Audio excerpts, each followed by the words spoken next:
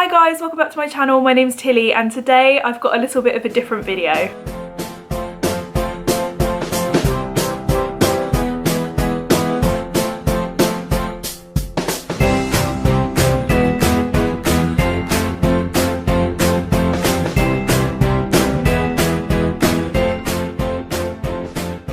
Hello, you. So in preparation for season 4 of the TV show You, which should be on Netflix around the time that I'm filming this video. If you've never watched You before, it's a psychological thriller TV show on Netflix based on the book series by Caroline Kepnes of the same name. I definitely recommend looking up the trigger warnings because it can be quite dark, but it's got a host of well-known actors including Penn Badgley, who played Dan in Gossip Girl, Shay Mitchell, who's in Pretty Little Liars, Victoria Pendretti, Tati Gabrielle and Jenna Ortega. In season 1, Joe, the main character, works in a bookstore, so books are very much a big part of the show. So I thought it might be quite fun if, in preparation for season 4, I read books inspired by Joe Goldberg for a week. Now this is going to be completely out of my comfort zone for 2 reasons. The first one is that I've never vlogged before.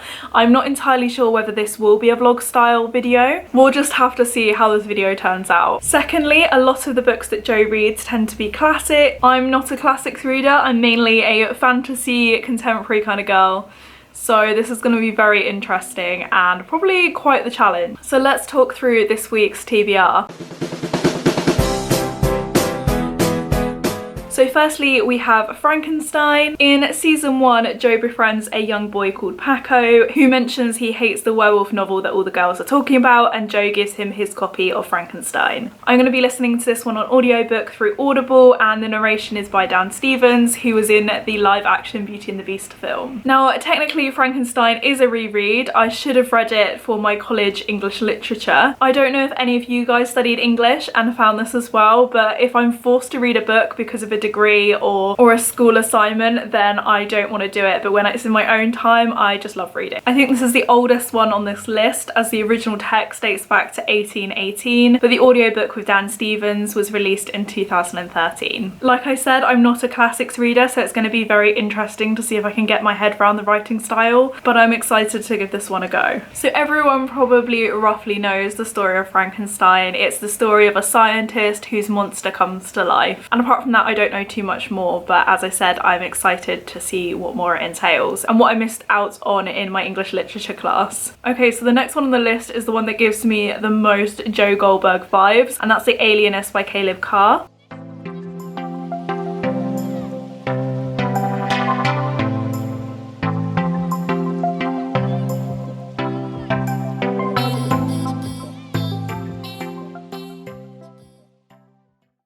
I'm going to read you the synopsis from Goodreads because I don't know how to explain this one. The year is 1896, the place New York City. On a cold March night, New York Times reporter John Schuler Moore is summoned to the East River by his friend and former Harvard classmate Dr. Laszlo Kreisler, a psychologist or alienist. On the unfurnished Williamsburg Bridge, they view the horribly mutilated body of an adolescent boy, a prostitute from one of the Manhattan's infamous brothels. The newly appointed police commissioner, Theodore Roosevelt, is in a highly unorthodox move, enlists the 2 men in the murder investigation, counting on the reserved Kreisler's intellect and Moore's knowledge of New York's vast criminal underworld. They are joined by Sarah Howard, a brave and determined woman who works as a secretary in the police department. Labouring in secret, for alienists and the emerging discipline of psychology are viewed by the public with scepticism at best. The unlikely team embarks on what is a revolutionary effect in criminology, amassing a psychological profile of the man they're looking for based on the details of his crime. Their dangerous quest takes them into the tortured past and twisted mind of a murderer who has killed before and will kill again before the hunt is over. Fast-paced and gripping, infused with a historian's exactitude, The Alienist conjures up the Gilded Age and its untarnished underside, venomous tenements and opulent mansions, corrupt cops and flamboyant gangsters, shining opera houses and seamy gin mills. Here is a New York during an age when questioning society's belief that all killers are born not made could have unexpected and moral consequences. If you've watched the show, then you'll definitely know why I'm getting you vibes from that synopsis. So yeah, I think that's going to be a really intriguing one. It's definitely the longest book in the selection at just over 600 pages, and it was first published in 1994, but this edition was published in 2006. Okay, so our second reread and our second audiobook is The Great Gatsby by F. Scott Fitzgerald.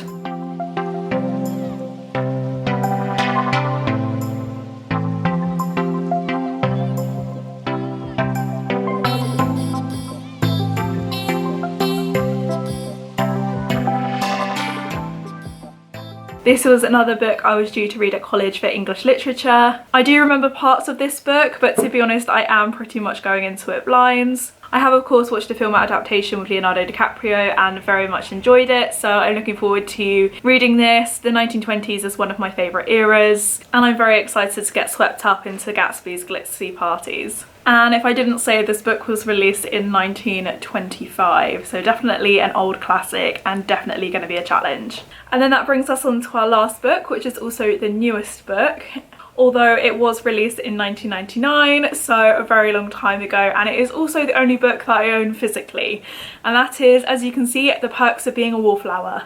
So during a show, a young Joe can be seen reading The Perks of Being a Wallflower. Although he does have the old copy, I was tempted to get the old copy to kind of be a bit more true to the show, but I prefer this cover way more. I have actually seen the film starring Logan Lerman and Emma Watson, although it was a long time ago and I can't really remember it. So in terms of synopsis for this one, again, I'm just going to read you guys the blurb. I walk around the school hallways and look at the people. I look at the teachers and wonder why they're here. Not in a mean way, in a curious way. It's like looking at all the students and wondering who's had their heart broken that day, or wondering who did the heartbreaking and wondering why. Charlie is a freshman, and while he's not the biggest geek in school, he is by no means popular. Shy, introspective, intelligent beyond his years, yet socially awkward. He is a wallflower, caught between trying to live his life and trying to run from it. Charlie is attempting to navigate his way through uncharted territory, the world of first dates and mixtapes, family dramas and new friends, the world of sex, drugs and the Rocky Horror Picture Show, when all one requires is that perfect song, on that perfect drive to feel infinite. But Charlie can't stay on the sidelines forever. Standing on the fringes of life offers a unique perspective, but there comes a time to see what it looks like from the dance floor. I can remember from the film the line "We were infinite," so I can remember that being a theme within this, but I'm actually really excited to give this one a read. And it's a fairly short book, so I'm hoping it won't take me too long.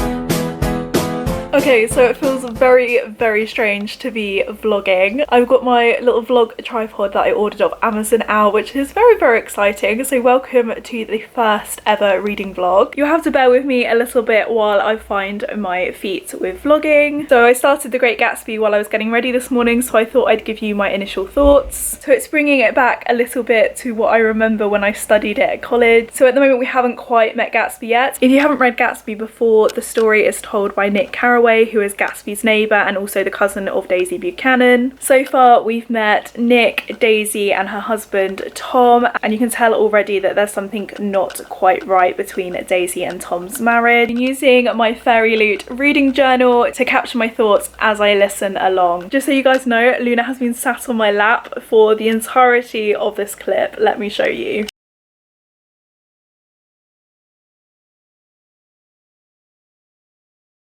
I am going to try and avoid spoilers when I'm talking about these books. However, I do intend to share my thoughts. If there is anything that I deem a spoiler, I will let you know. And I'll let you know a timestamp so you can skip forward if there are any spoilers. So it's slightly later now and I've been listening to the audiobook of The Great Gatsby while I've been working. We have finally had some glimpses of Gatsby and we've had our first Gatsby party. In fact, I've just got to the middle of that party scene as I've been listening to it. So I'm excited to go back to it and find out some more. Hi guys, I've just finished work, as you can probably tell from the change of lighting. I'm just about to watch some booktube as there's a new video from Becca, so the Becca Farrell, and also Chloe from the Persistent Bookworm. So I'm going to give those videos a read, probably do some editing, but I do want to make a start on The Perks of Being a Wallflower tonight if I get a chance. And also Luna, I don't know if you can see her. Luna is also keeping me company while we watch some booktube.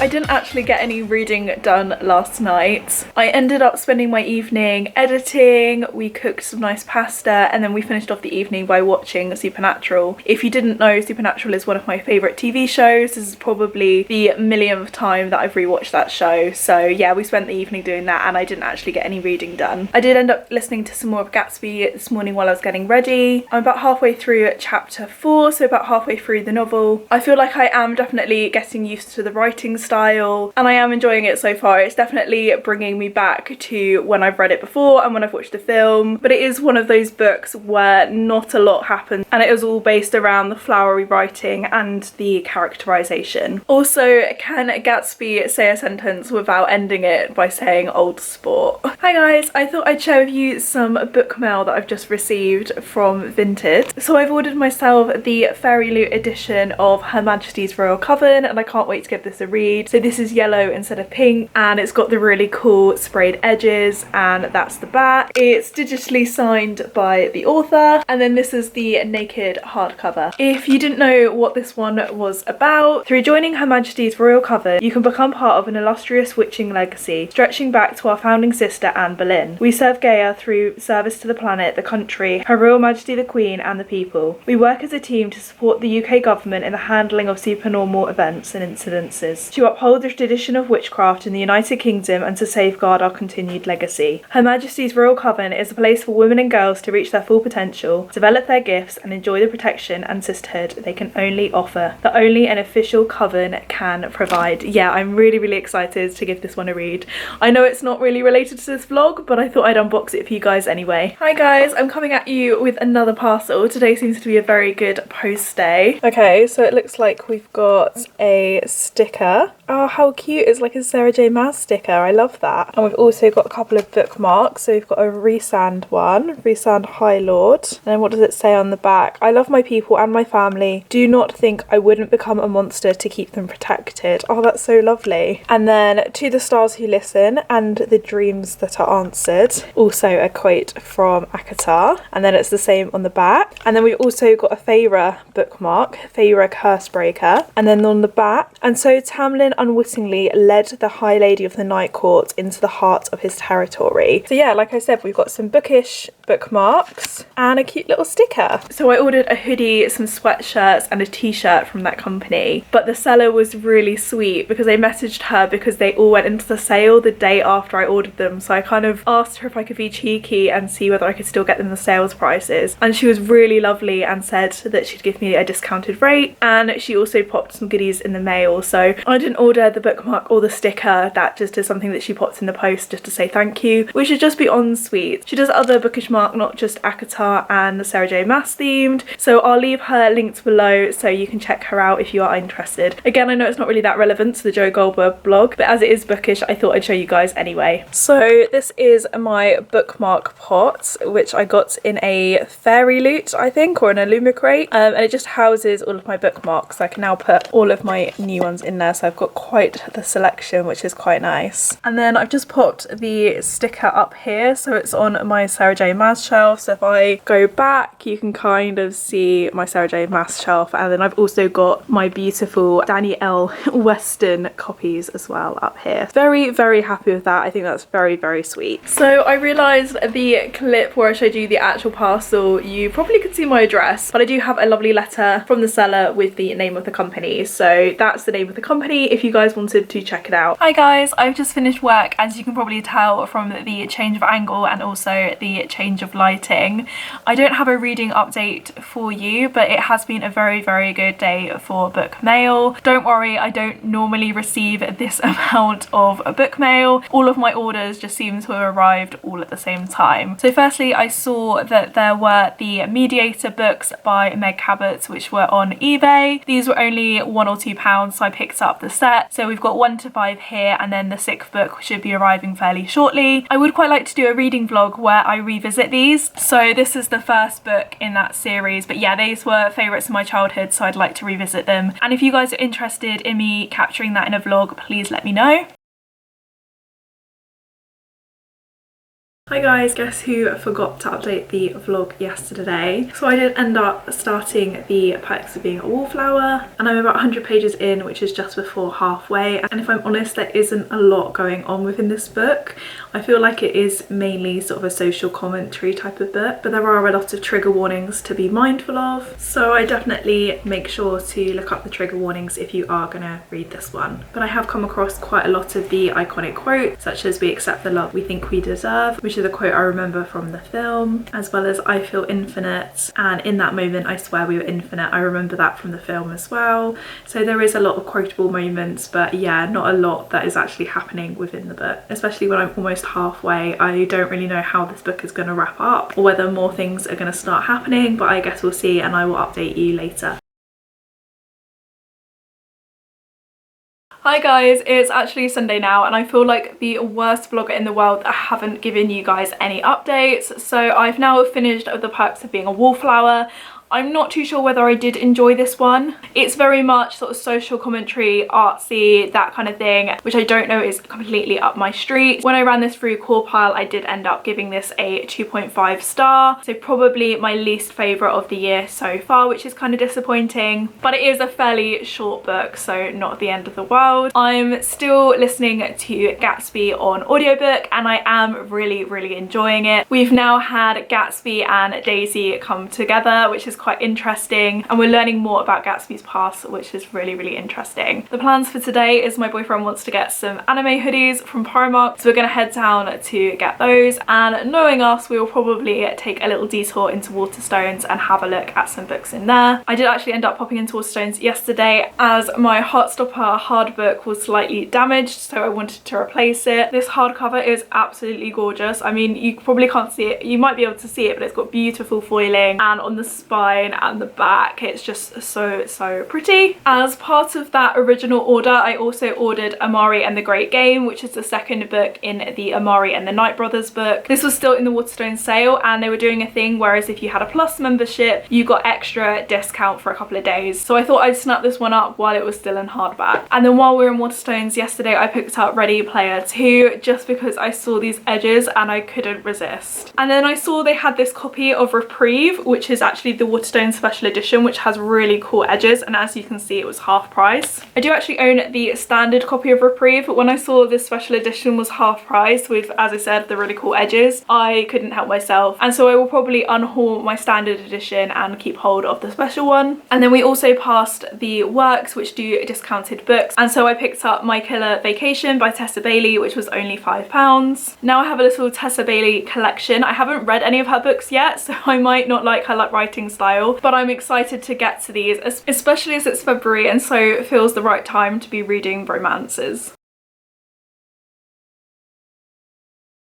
Hi guys, it's Monday now and I have a couple of updates for you. So first of all, last night I started The Alienist. I'm not gonna lie to you, it is a very strange book. Pretty gruesome, so if you don't like gore, maybe this one's not the one for you. So far we've met the police detective whose perspective we follow, as well as Dr. Laszlo Chrysler. So Dr. Chrysler is an alienist. So when this book was set in the 1800s, they didn't have mental health professionals like they have today. So he is the equivalent of a mental health professional back in that era. They're basically putting together the profile of the serial killer that is killing various people around the town, and it's that whole concept of nature versus nurture. What makes someone a murderer, and how do our life experiences shape us? It sounds weird for me to say, as I said, it is very gruesome to say that I'm enjoying this book, but it is very well written, it's very engaging. I was a little bit worried that I wouldn't find it engaging because, as I said, some of the classics I've been reading I have found a little bit difficult to read, but no, this one is really engaging and really easy to follow. I'm enjoying meeting all of the characters. There is actually a TV show based on The Alienist, so I'm very intrigued to give that a watch once I finish the book. I also finished The Great Gatsby this morning as I was getting ready and doing some work. I have very mixed feelings about The Great Gatsby. It is, as I've probably said, beautifully written. There are a lot of metaphors. The characters are very complex. However, because of that flowery writing, it can can seem very convoluted at times. So when I ran it through a CAWPILE, it came out at 3 stars. It is definitely a book that I can see Joe Goldberg enjoying, but I'd say The Alienist is probably the book that's most reminding me of You. I did actually realise that I could have read the book that You is based on, and if I have time,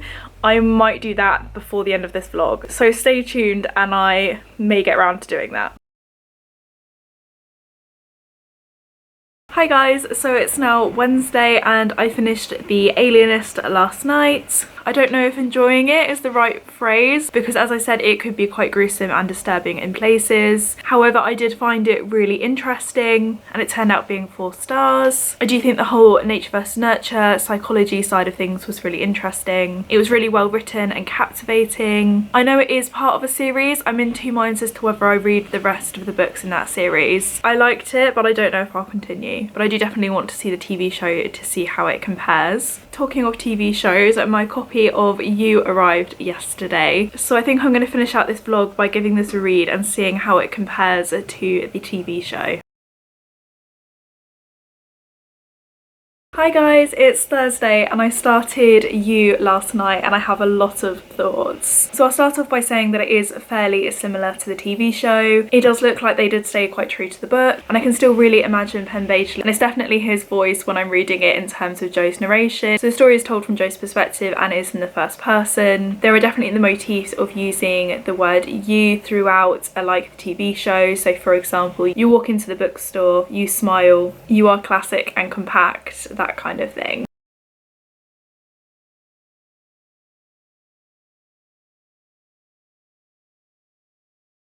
First thing I noticed straight away is it's a lot more sexual in the book than it is in the TV show. Don't get me wrong, it is pretty sexual in the TV show where Joe will watch Beck outside of her room doing sexual acts. However, Joe makes a lot of comments and makes things very sexual within the book. He also likens her to Natalie Portman quite a lot during the book. I think it's more in personality, so maybe Joe watched a lot of Natalie Portman films growing up and he tries to make Beck fit within that mould, and that is definitely a theme throughout You, that he tries to make these girls fit within the mould and then is disappointed when they don't live up to his expectations. There was a really funny piece around Kindles and how Kindles are destroying the book industry, and he says, and the Kindle takes all the integrity out of reading, which is exactly what the internet did to porn. The checks and balances are gone, you can read your Dan Brown in public and in private all at once. It's the end of civilization. But with no places to buy movies or album, it's come down to books.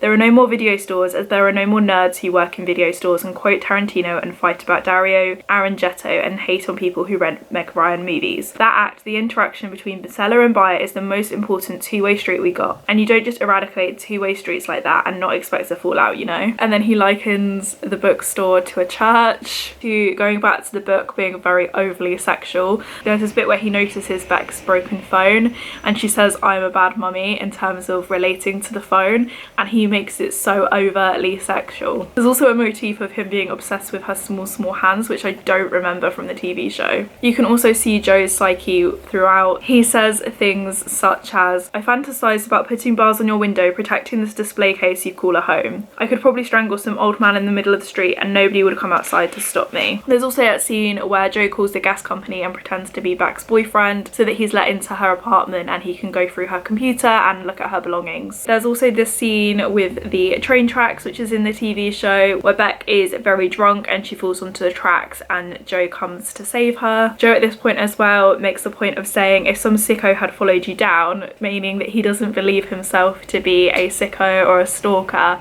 but it's interesting that he has this in his brain. There's also this part after he saves her where he asks to tie her shoelaces, so he already sees himself as taking care of Beck. There is also the part that is referenced in the TV show where Joe takes her phone afterwards, so he now has control of her phone. She doesn't want to tell her mum that she's lost her phone, so she doesn't actually report it as stolen, so Joe can still access everything on her account. There is also the cage below the bookshop, which of course is quite prominent in the TV show. Joe refers to this as a chapel rather than a cage, which is quite interesting. He also talks about when he got the cage and when Mr. Mooney says, only a monster could lock a bird in here and call himself an animal lover, although we know that Joe gets locked in the cage as a young boy. He also makes the point of saying that the entire basement is soundproof, so that is some foreshadowing for later. Joe also recalls the time that he was first shut in the cage by Mr. Mooney, saying, "Mr. Mooney ordered me to go in the cage and close my eyes. Mr. Mooney cared enough about me to teach me a lesson I learned," and Joe stays in that cage for 3 days. Joe also talks about how his mum left him when he was in 2nd grade, so he grew up with his dad, which is slightly different from the TV show, I believe. Joe also mentions potentially killing Candace's brother. I don't remember her having a brother in the TV show. He says Candace's brother was also puzzled. The assholes are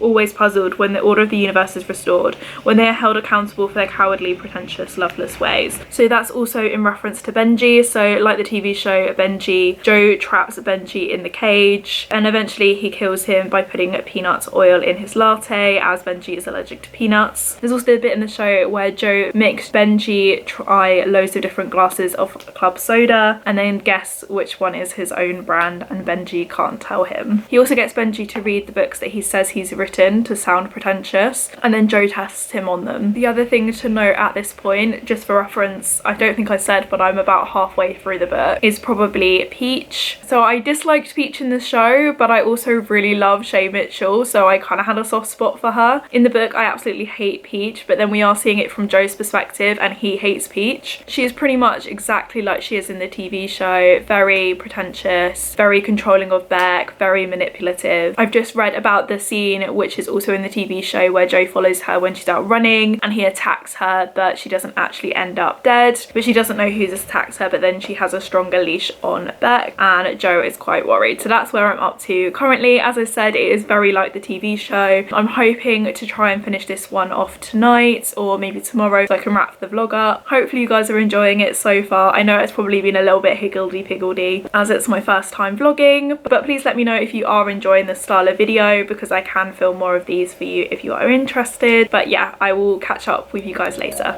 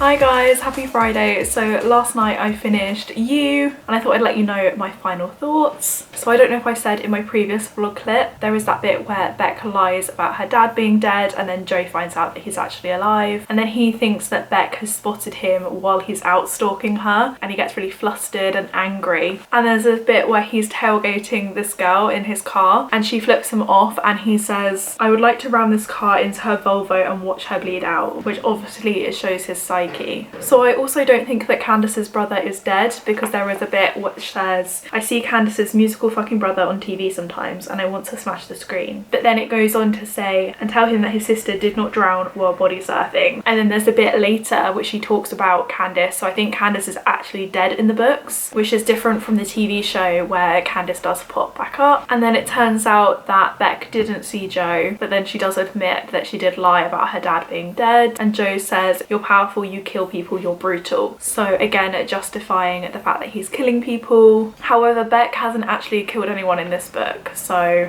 I don't really know what that's in relation to. There's also the whole red ladle motif. If you've watched the show, then you'll probably know what that's about. A bit that I did find quite funny is in Joe's shower, he has a shower curtain which has got police tape, "do not cross" on it, and I found that kind of funny. There's also the bit that's also in the show where Joe wheezes into in the show I think it's a jam jar, but in here it's a mug, but then he doesn't go back to retrieve that evidence after Peach dies, which I just think is so strange and such a slip up on his part. And I always wondered whether that was going to come back and bite him later on. They haven't mentioned it since season 1. And then there's the whole Peach thing of her being in love with Beck. There is some talk about how she tries to sexually force herself on Beck, which wasn't so nice to hear, and that's how Joe justifies killing her. But interestingly, he also says of Peach, she would lock you up in here and throw away the key if she could, which is quite interesting because obviously that's what Joe does and what Joe would like to do. But yeah, and then in the next chapter he talks about how he killed Candace and then he kills Peach. Interesting, her death is slightly different to the TV show. He actually follows her when she's running on the beach and then comes at her from behind, but she does turn and look at him and is like, you!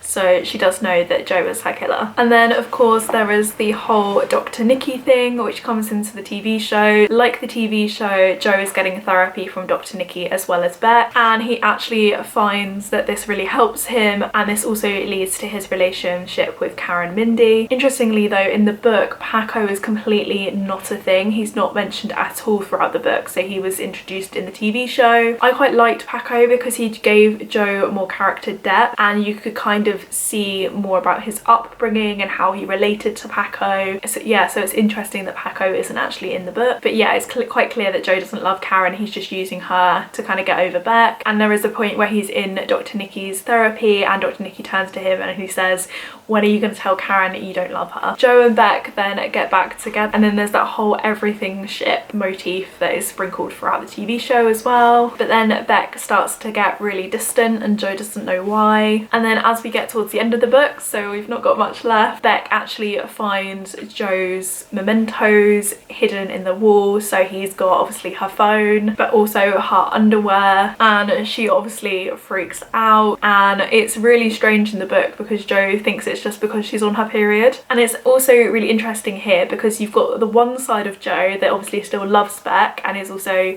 you know, still wanting to be with her, but then you've got this other side that's really angry at Beck. So he says things like, you're a trollop, and also he talks about how she makes him do the things that he does in order to justify it. So for example, you make me do terrible things like hold you down and clap my hand over your mouth. You make me twist your arms and bear down on you. And also you can see the two sides of Joe, the really violent side but also the really vulnerable side. There's also a part where Joe says, you are so vicious and I wish I could reach inside of you and suck the venom out. And then similarly to the show, Joe then locks Beck in the cage, and when he goes to Beck's apartment he finds a MacBook that he had no idea existed and also a separate email address that he had no idea existed, as Beck did suspect him looking at her emails, and it's revealed that she's been having this long affair with Dr. Nikki. And then this is where Joe gets really angry, and it's interesting because he still says he loves Beck but at the same time he can be really vicious and really nasty. But then he also says, you have every right to be mad at me for failing to protect you from this lecherous Vans-clad semi-doctor. And then he basically does this weird test where she has to say yes or no and hold up cards to basically say true or false to statements that he says, such as you're having an affair, which she does eventually admit to. And also he reads out her emails between her and Dr. Nikki. In one of them, Dr. Nikki says that he's going to leave his wife and kids for her. He also refers to Beck as being clinical and detached. He calls her a nymph. So yeah, you can kind of see that whilst he says he's in love with Beck, I don't know.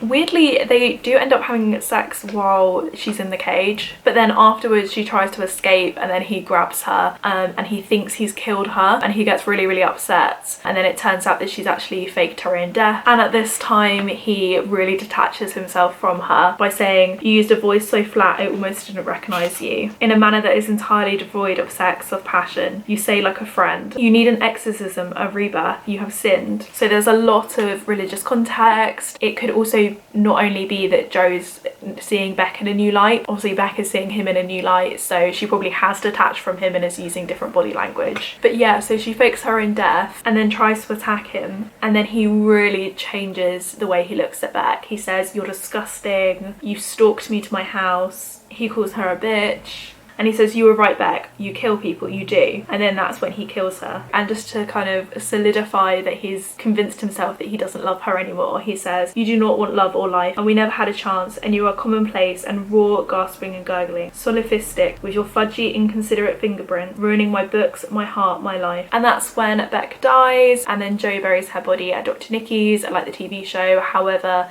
he's not taken away by the police like in the TV show. It's just kind of left open-ended. And Joe actually meets a lady called Amy Adams, who actually I think steals from him when they first meet, or she uses a stolen credit card, but then they meet again at the end, and he says, you are gone forever and she is here now. I don't know if the second book in that series follows Amy or whether it's a new love interest. But yeah, in terms of the book, I'd say that it, like I said, it is definitely very similar to the TV show. I would say that I did enjoy it, although it's kind of weird again to say that I enjoyed a book about a weird stalker, but I did find that it was well written, it was gripping. You could definitely see the changes in Joe's psyche. The characters are definitely very interesting and very flawed. You've obviously got Joe, who is massively flawed and obviously a not very nice person, very pretentious, but he believes that he's doing the right thing. Then you have Beck, who is completely, again, a flawed character, obviously not as bad as Joe, but she cheats on him all of the time. She doesn't know what she wants, and she's got a lot of unresolved issues. You've got Peach, who is very manipulative as well. In fact, the only probably likable character is Ethan, who works at the bookshop. And I haven't really mentioned Ethan, but he comes across as a little cinnamon roll, and he's probably the only likable character within this whole series. But I haven't actually run this through CAWPILE, so I thought we could do that together. Okay, so first off, we've got characters. As I said, they are very flawed. I like how in-depth these characters are, and they feel multi-dimensional. Probably give that an 8. Then we've got the writing. I actually do think it is very well written. It's very captivating. It makes you want to keep reading. It's from Joe's perspective, which I found really interesting, and I found the use of language really interesting. Like I said, how they describe the differences in his psyche. It is weirdly over-sexual at times, but I don't know if I can really put that down to writing, so I think I'm going to give that a 7. I realised I missed out atmosphere in my CAWPILE. So atmosphere, I would again probably give that a probably like a 7 as well. Like, I think it does have a really good atmosphere in terms of that it's very suspenseful. You also want to know what's going to find out, like, is Joe going to get caught? Is he going to end up with Beck? Is she going to find out? So yeah, I think it does have a lot of atmosphere. Plot, I guess this is a really hard one for me to judge because I had watched the TV show, so I knew what the plot was, and it doesn't deter that much from the TV show. As I said, I kind of missed the fact that Paco was included, and I do feel like I missed that, but I do think that the plot is really interesting and really captivating, so I think I'll probably give that an 8. Intrigue, again, it did keep me very intrigued, so, but again, I'd watched the TV show, so I kind of knew what was going to happen, but I think if I was reading it the first time, it would make me very intrigued, so again, I'm going to give that an 8. Logic, I don't know how logical it is, especially the fact that he left the cup of urine and never went back for it. That logic I just cannot get behind, but I guess the most of it is kind of logical. Whether it's plausible, I don't know, so I think maybe I'll give that one about a 6. And then that leaves enjoyment. So as I said, it feels weird for me to say I did enjoy it, but I did find it really interesting, and I liked looking at how it related to the TV show and finding out more about it. Will I read more from the series? I think I'd like to, and maybe I'll do a follow-up to this vlog, so I'm probably going to give that an 8 as well. So that means that it actually came out as a 4-star read, which is really good. So I think to finish up this vlog, I'm obviously going to start watching You season 4, and I will catch up with you when I have watched it. Hi guys, I thought I'd wrap up the vlog. I actually quite like this as a filming setup, but I started You season 4 last night and I'm definitely already hooked. It does feel like it is taking a slightly different approach this season, which is really nice, as it previously did feel a little bit repetitive. If you've watched it as well, then you might know what I'm talking about, but Netflix have done that really annoying thing that they did with Stranger Things, but they split out the season, so you have to wait a whole month until you can watch the other half of the season, which is kind of annoying. I miss the days where you could just binge watch watch a whole season. I did actually end up DNFing Frankenstein. It just wasn't for me. I really couldn't get into it. The writing style I just couldn't get into, and it wasn't quite what I thought it was going to be. So that means that I've read all of the books that I intended to for this vlog. I know it has been a little bit of a different video, so I hope you have enjoyed it. If you did enjoy it, maybe consider giving this video a thumbs up, subscribe if you haven't already, and I will see you in my next one. Thanks for watching. Bye guys.